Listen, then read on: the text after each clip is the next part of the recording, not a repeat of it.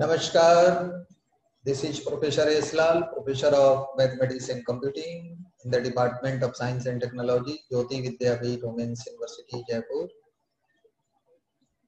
Students, as per your session, today we are going to discuss about a strong law of large numbers. See, please let us test. You can take a screenshot of this law also. And this is the topic for our discussion today. So let me allow to discuss the topic, and I hope that you are also in comfortable mode or in a, you can say, with complete zeal and thrill to understand the new aspect of you can say probability and random process that plays very vital role for the students of basically engineering. So you see that what is a strong law of large numbers? The strong law of large numbers, SLN, the strong law of large numbers gives us the condition when the simple average, that is Sn upon n, converges almost surely to a expected value. This is the meaning of strong law of large numbers. Again, I am going through this and you should write this. The strong law of large numbers means SLLN, that is the short abbreviation of strong law of large numbers, gives us the condition when the simple average, that is Sn upon n, small n, converges almost surely to the expected value. And to get the practical touch to this concept, it is very, very necessary here to do something like numerical based. For that, we are discussing here a theorem. So please let us write the statement of the theorem. I am highlighting this and I request you that kindly write down this. If under set xi, I is greater than or equal to 1, is a sequence of IID random variables with E of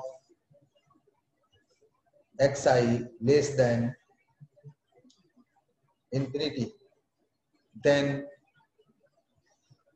Sn upon n, that is simple average, as tending to Ex, that is the probability of omega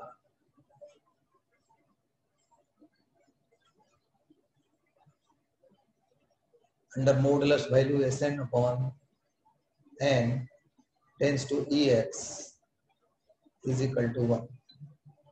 This is the result. This is the statement of the theorem. Please write this.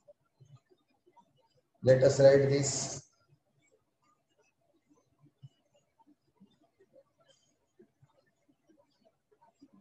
Students, I hope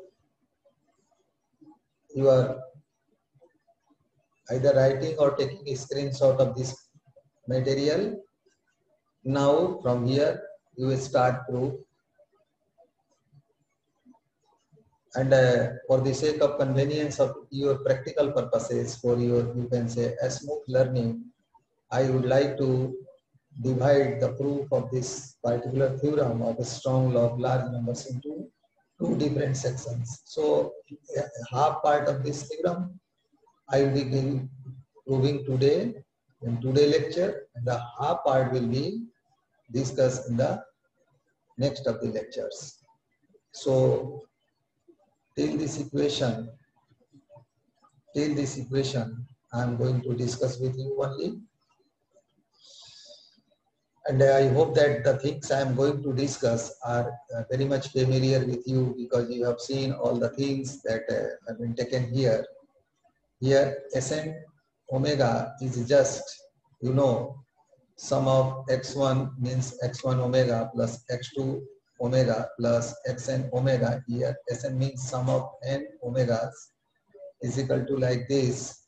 and thus for a fixed omega belongs to, you can say, ohm, and you can say under set Sn by n, that is average value, sample average, comma, n is greater than or equal to 1 is a sequence of real numbers.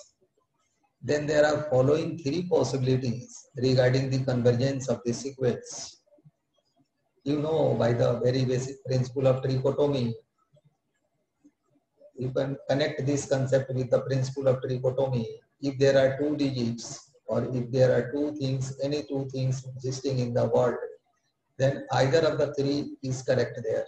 Either one is equal to another, or one is greater than another, or one is less than another. This is the, you can say, universalized principle of, you can say, trichotomy. So here, since we are talking about convergence, so the same, you can say, there is a overlapping of that idea is also here, but the topic is different, and we are talking about convergence of the sequence of, you can say, strong law of large number. So the sequence means sample average does not converge as n tends to infinity. This is the, you can say, first possibility. And the second possibility is that the, you can say, sample average converges to a value other than this expectation or expected value as n tends to infinity. And the third possibility is the sequence sample average Sn by n converges to Ex as n tends to infinity. So you know, the strong law of large numbers, the SLLN, asserts that the set of omega belongs to ohm, where the third possibility holds has a probability of 1. In this case, the probability may be treated as 1. Also, the SSLN implies the WLLN, weak law, means large numbers, because almost sure convergence implies convergence in probability, and we obtain way of stating the SSLN as given below. We have already seen this result. We have already seen this result.